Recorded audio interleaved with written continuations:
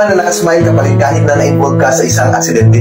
If oo, tara samahan niyo ako sa video na ito para malaman niyo kung bakit nangangiti pa rin kayo kahit na na-involve ka na sa isang vehicular accident.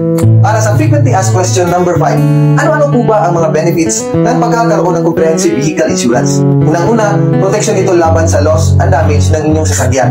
Pangalawa, ito rin ay proteksyon laban sa mga pinsala sa mga third party na sasakyan o mga ari-arian.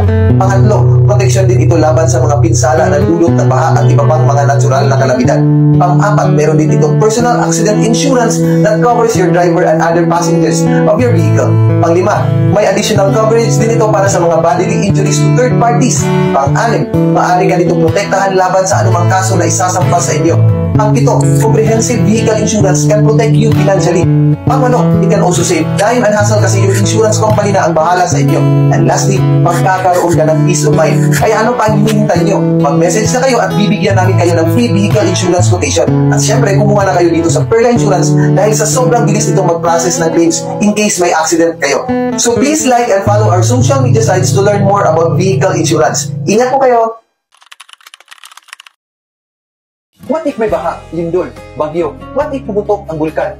Para sa fact number 6, ang acts of nature ba ay automatic na included if kumuha ako ng comprehensive vehicle insurance package? The answer is no. Hindi ito automatic. But before ko ma-explain bakit hindi automatic, alamin muna natin ang ibig sabihin ng acts of nature. Shortcut po nito ay AON. Ito rin ay tinatawag na acts of God in vehicle insurance terminologies. So ang acts of nature or acts of God, ito po ang mga pangyayari outside human control. Mga natural catastrophe na kailanman ay hindi mo mahuhulaan, mapipigilan, or maiiwasan. Examples dito ay earthquakes, typhoons, floods, volcanic eruption, etc. etc. etc.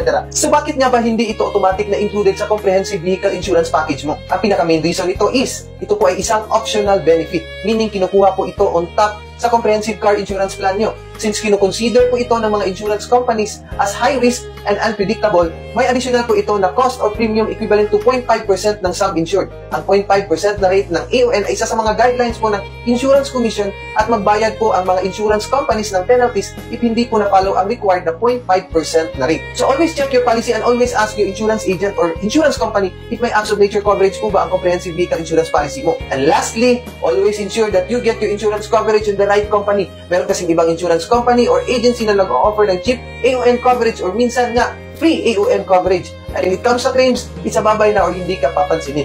Dito sa Perla Insurance, we can pay your acts of nature claims between 15 to 30 days from the date of reporting. I-check lang ang mga customer testimonials and reviews sa mga social media sites po namin. Kaya ano pa ang hinihintay nyo? Mag-message na para sa free vehicle insurance quotation. Bye-bye!